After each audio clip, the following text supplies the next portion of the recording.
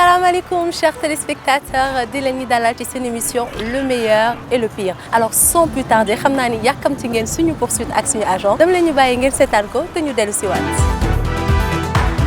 asalaamaaleykum chers téléspectateurs mbégte la ci ñun di leen dalal seen émission le meilleur et le pire comme niñ ko daan defee semaine bi topp na ñeenti oto bi ci njëkk benn véhicule administration la. suñu véhicule numéro 2 benn Mini Cooper la suñu véhicule numéro 3 benn Tata la suñu véhicule numéro 4 benn Mercedes la ñu xooli seen comportement ci tali bi. Bon ñoo ngi topp véhicule AD bi nekk suñu kanam on a remarqué que l'usager actuellement mu ngi yor téléphone sur la main gauche donc ñu topp ko xool comportement am.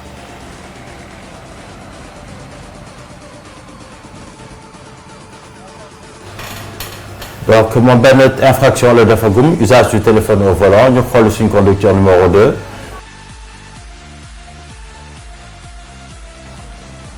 Bon nous sommes sur l'avenue Léopold Sédar Senghor jëm vers Palais ñoo ngi topp benn Cooper bu ñuul ñu xool usager bi ban comportement lay am ci kaw tali bi. donc ñoo ngi tout juste booru IPRES bi boo doon seetloo signalé na à droite pour jàdd. donc moom dafa ko benn infraction ñu bàyyi ko fa xool suñu conducteur numéro 3 mooy Tata bi seen kanam. ñoo ngi topp Tata bi nekk suñu kanam ñu ngi ci deux voies Médina yi. ñu xool jëm booru Abass Ndao mais seetlu nañ Tata bi porte avant bi tëju ko toll ni serré ne à droite te fi mu serré di jël client bi aussi du arrêt feu arrière yi feu de stop yi takkul benn bi mooy tàkk mooy côté gauche bi. donc moom déjà nañ ci 3 infractions ñu xool suñu conducteur numéro 4 mooy Mercedes bi ngeen janool. bon ñu jël Mercedes bi nekk suñu kanam boo seetloo feu arrière droit bi dafa défectueux mais signal yaa ngi dox.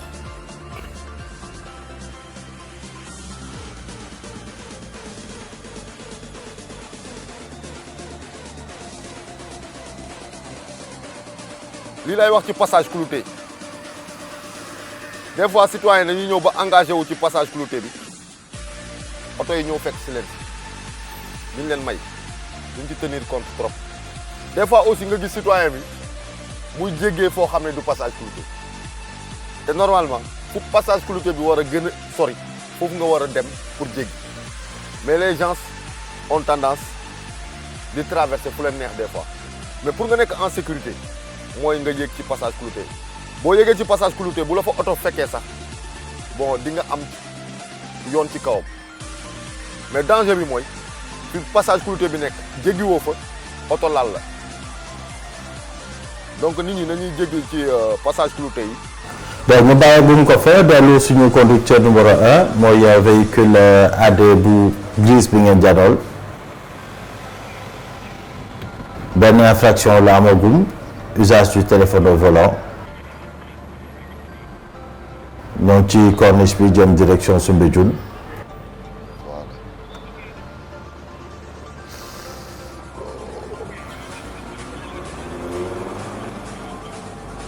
donc li agent bi wax léegi am na solo ñu bàyyi xel ci passage piéton yi dañu war di jéggi ci passage yi wala ci passerelle yi bàyyi di jéggee fu mu leen neexee. aussi ci certains niveaux passage piéton yi am na ay feux tamit donc piéton yi dañ ci war a bàyyi xel parce que léeg-léeg ñu engagé foo xam ni feu bi vert na oto yi war a dem donc te oto yi duñu am patience su xaar la ñu jàll. donc waxoon nañ ci émission bu le passé bu ñuy dugg ci tunnel yi nañu bàyyi xel ci feu yi ñu war a taal comme tunnel yi dañu lëndëm boo taalee seen lumière dina yokk visibilité oto yi sa gannaaw mën la gën a gis donc ñu ciy bàyyi xel.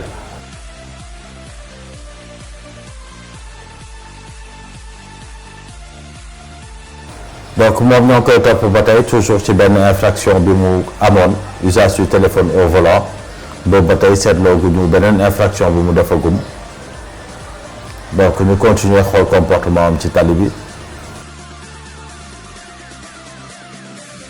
donc ñu xool suñu conducteur numéro 2 mooy Mini Cooper bi moom amagul benn infraction ñoo ngi toujours en centre-ville.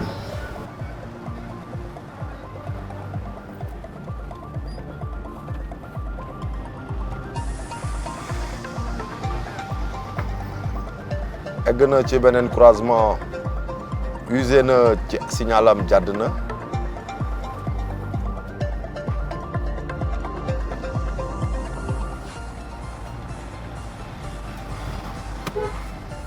la même chose bi mu ñëwee bëgg a jël l'avenue de la République signalé na. donc fii tamit li ñu fiy seetlu mooy surtout aux heures de pointe heure yi xale yi di wàcc nit ñi dañuy stationné ci ñaari côté yi te ci kaw tali bi la ñuy stationné gis nga balaa muy jàdd dafa mujj jël tuuti temps d'arrêt parce que oto yaa ngi nii taxaw ci kaw tali bi fii 2 voies la donc gis nañ ni benn voie bi yëpp oto yee ko occupé ci stationnement.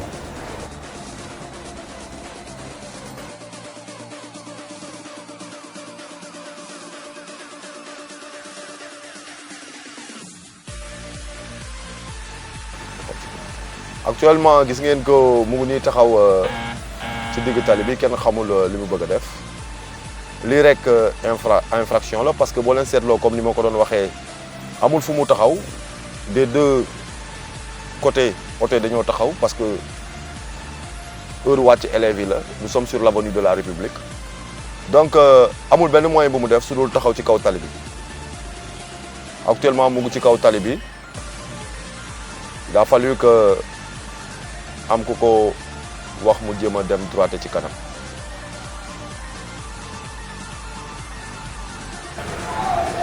donc ñu dellu soit ci véhicule numéro 3 moom mooy Tata bi ñoo ngi toujours côté Tilène.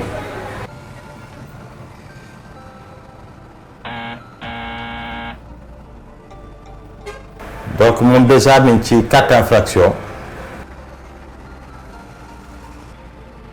li ñuy reprocher souvent véhicule de transport yi mooy loolu les transports publics de personnes là dañoo établir ay arrêt foo xam ni normalement foofu la ñu war a taxaw mais des fois dañuy taxaw n'importe comment ak n'importe où te fi ñuy taxaw par exemple fii moom arrêt la dafa war a taxaw fii yëpp client mais day gën a arrêt bi contrairement aux véhicules de Dakar Dem Dikk ñoom duñu taxaw si lu dul si seen arrêt. mais seetlu nañ car rapide ak Ndiaga Ndiaye ak Tata ñoom fu leen client bi arrêté rek ñu taxaw donc mu ngi jàdd fii fu mu toll nii dafa mel ni kuy jàdd mais dafa taxaw te bi muy jàdd jéemul sax signalé feu de stop côté gauche bi mooy tàkk ñu xool ban comportement lay am.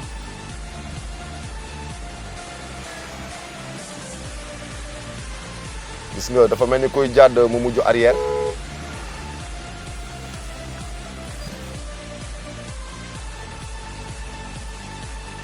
bon ñu topp ba léegi Mercedes bi. donc mooy Mercedes bi ñoo ngi toujours ci boulevard Général de Gaulle moom benn infraction la amagum déjà feu arrière côté droit bi dafa défectueux. boo seetloo chauffeur bi mu ngi génnee loxoom di indiquer mel ni véhicule de clando la mu ngi génnee loxoom di def ay signes pour wane ni day yëpp.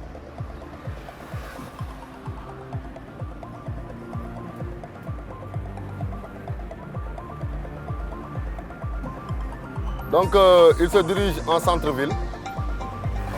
gis nga lii lañ doon wax sànq ci passage piéton yi.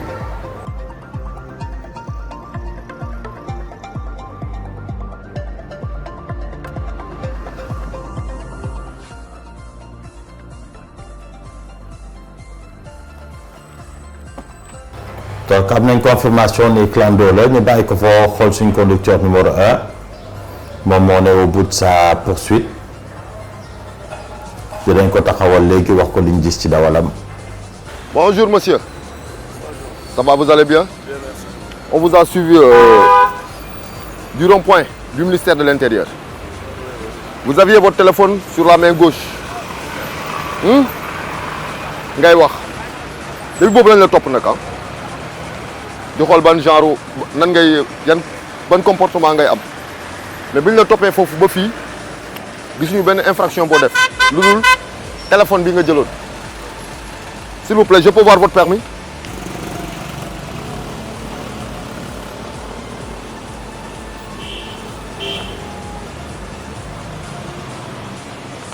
donc ferait l'objet d'une verbalisation pour usage du téléphone au volant.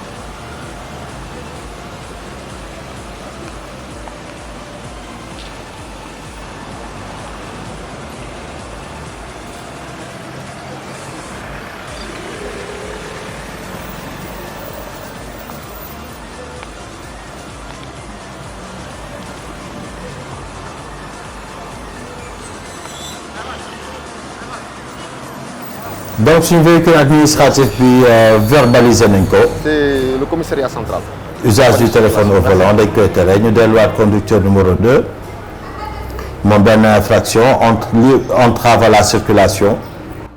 gis ngeen ko ba léegi amul fu mu taxaw gis ngeen li mu defaat donc moment bi war nañ mën a wàcc pour wax ak moom. donc ci digg tali bi la taxaw amul woon fu mu droité mu taxaw ci digg tali bi di régler ay problème am tali bi ñëpp a ko bokk donc amoo foo taxaw waroo taxaw ci digg tali bi. Bonjour madame, vous allez bien? S'il vous plaît, venez vous garer là.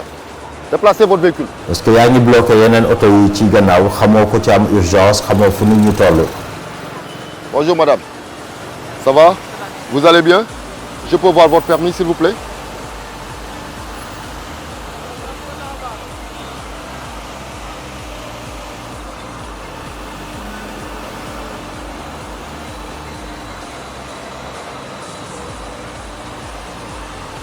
Madame, on vous a suivi de la rue Carnot jusqu'ici. On a remarqué que da nga doon signaler normalement. yaa ngi doon signaler saa boo eggee ci croisement. C'est une émission qu'on tourne pour observer les usagers de la route. C'est nouveau ça? Ouais, voilà. Maintenant, quand on vous a suivi, les différents croisements que vous avez prises, amul benn infraction boo def parce que da nga doon signaler nga jàdd. benn Y nga def. benn infraction nga def. mais à 2 reprises nga ko def la première fois amoo foo gaare da ngaa taxaw ci kaw tali bi de part et d'autre voilà vous ne devez pas le faire mu ne la avancer nga ñëwaat vous répétez la même chose donc l'entrave est volontaire. Mais qu'est-ce que j'aurais dû faire? Hein? Parce que du coup vous m'apprenez non quelque chose. amoo foo gaare xool nga de gauche à droite amoo foo gaare loo war a def li nga def en fin de compte li mu la wax nga def loolu nga waroon def c'était pas à lui de vous le dire parce que vous avez remarqué que de deux côtés oto yaa ngi fa taxaw donc yow amoo woon foo war a mën a taxaw waroo woon taxaw ci kaw tali bi. Non, c'est parce que derrière lui il y avait un monsieur qui faisait signe pour nous dire il y a de la place. Non, yow vous avez remarqué que derrière vous il y avait des véhicules que c'était impossible nga def marche arrière et de part et d'autre aussi il y avait des véhicules voilà de part et d'autre aussi amuloo fenn foo gaare. Mais il y avait un laveur qui me faisait signe en fait. Madame, on va vous coller un PV pour entrave à la circulation.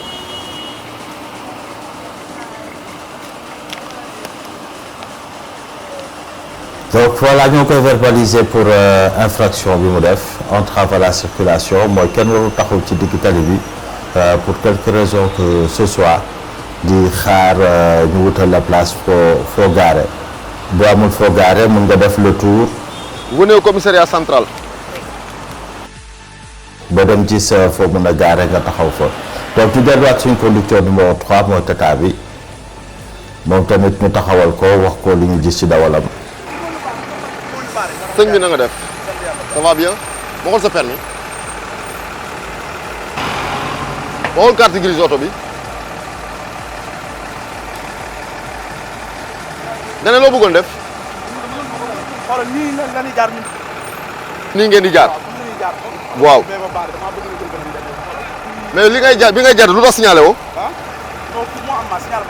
signal bi dafa am masse ok buntu yi lu tax du tëju buntu yi lu tax du tëju lu tax da nga ko fàtte yow yaa ko fàtte c'est erreur la ñetteel bi mooy lu tax doo taxaw chaque fois boo jël client si sa arrêt nga war a jëlee client à part sa arrêt waroo jël benn client waroo wàccee client mu ñetteel infraction yi nga def donc dañ lay jàpp pour loolu ah donc moom mi ci 5 infractions.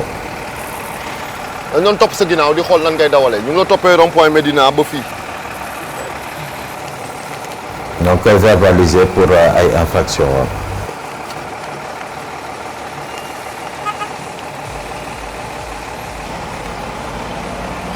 ñuy wax rek chauffeur u transport en public yi ñu gën a di bàyyi xel ci fi ñuy taxaw parce que souvent dañuy bloqué nit ñi fu la neex la ñuy taxaw pour jël client wala wàccee client tali bi dañ ko bokk ak ñeneen donc yow war nga mën a droite bu baax taxaw sa arrêt bàyyi ñeneen ñi doxi seen soxla comme yow ni ngay doxee say soxla.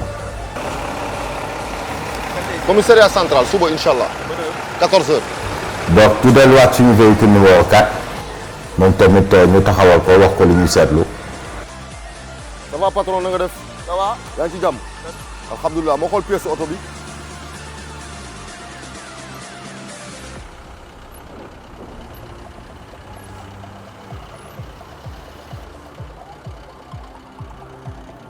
moo xool assurance bi.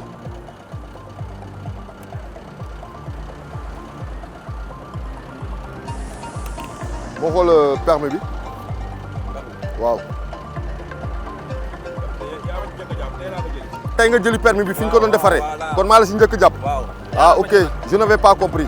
ma ne ñu ngi la toppee depuis fële ci rue 25 ba léegi. dawal bi amul lenn lu la ci sikkee. mais dafa mel ni da ngay clando. clando ah looy def. looy def. kii sa copain la. kee. kii dama ko yóbbaale. kee da nga ko yóbbaale. sëñ bi liñ la topp sa ginnaaw yëpp yaa ngi naan nii sa loxo kuy dem nga doon wër liñ la topp yëpp yaa ngi génnee sa loxo di wër client di dëgg di taxaw di wàcc léegi-léegi nga wàccee fii nit yaa ngi dégg kon li ñuy wax nii lu ñu xam la li man lii sama liggéey la xam naa ko bu baax a baax da ngay clando nga ne clando aha kon dama lay sosal non déedéet dama lay sosal waaw léegi ma ne kon dama lay sosal waaw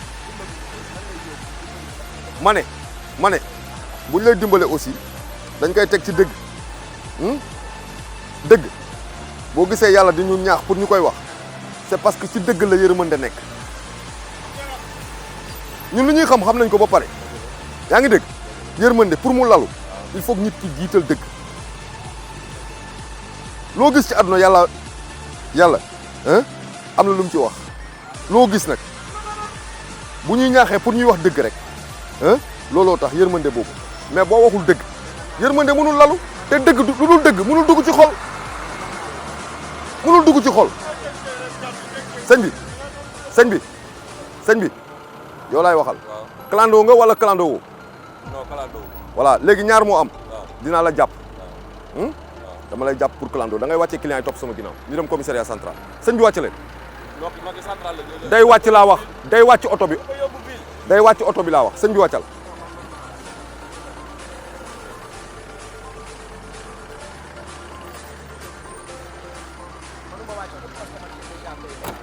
Vous avez déjà payé votre argent, monsieur. Est-ce que vous avez pris un véhicule de transport? Vous êtes à bord d'un véhicule de transport. Vous pensez?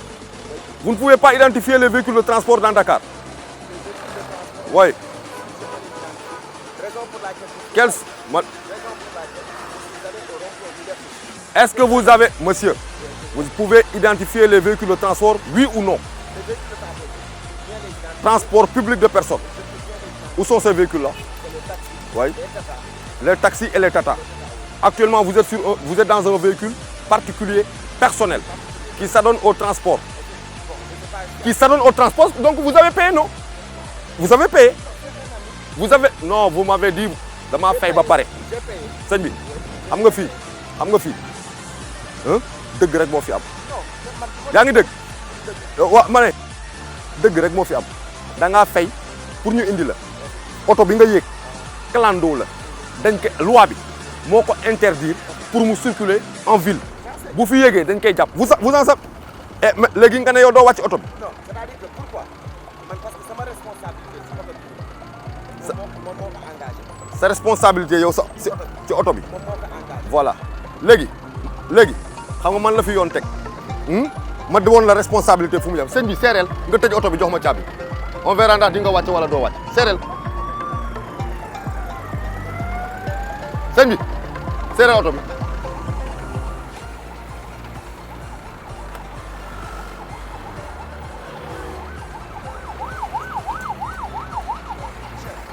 fayal fayal oto bi ba pare indi caabi bi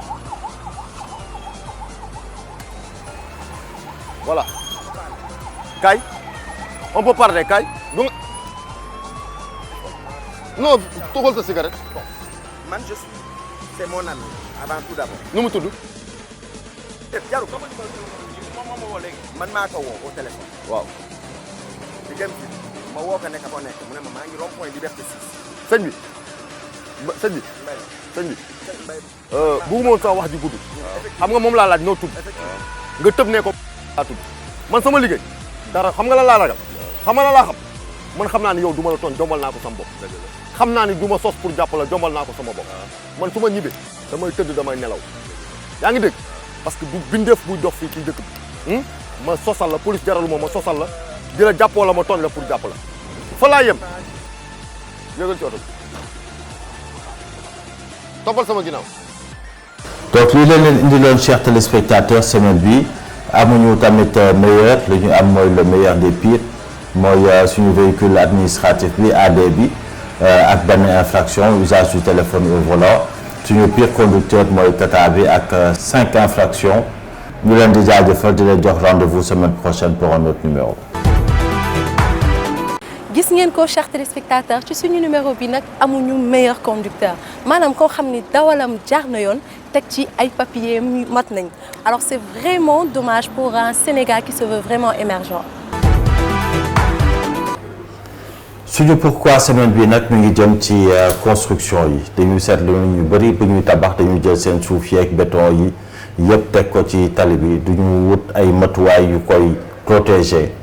da ngay gis léeg-léeg seen fer yi dañ koy teg ci digg tali bi oto mën na ci romb mu bëtt pënam xale yi mën nañ ci gaañu donc dañu war a jël ay dispositifs yoo xam ne fi ñu koy teg du gàllankoor kenn comme yow liggéey tabax si yëfu bopp la yaa ko moom donc war nga ci mën a bañ a lor ñeneen ñi da ngay xool lu mel ni code bi kii tabax code bi yëpp la baare amul fenn foo aw da ngay mujj boo yoree oto da ngay wiiri donc muy ay àq ak ay comportement yoo xam ni du comportement civisme donc ñu koy ñaawlu bu baax a baax gisoo dañuy rétrécir tali bi oto yi dañuy mujj di yéeg ci trottoir yi pour mën a mayante donc jaaduwul. acte 3 de la décentralisation la ñu wax mairie yi lii yëpp ay sources la yoo xam ne war nañ ci mën a sanctionner nit ñi liñ ci récupérer ñu defaraatee ko code bi mais dañuy toog ci seetaan. amuñ ci benn sanction moo tax nit ñi lu leen neex def donc yi yëpp ay comportement chers concitoyens yoo xam ni war nañ ko mën a changer ñii da ngay tabax jël say gravats sànni ci digg tali bi bu joxee nga ne da ngay fatt ay trou alors que loolu yëpp am na ñu ko war a def donc du yoon ñu ñaan rek di defaat appel ci mairie yi ñu gën a vigilant gën a appliquer sanction yi ci gravats yi parce que lii yëpp bokkul ci luy taaral suñu dëkk.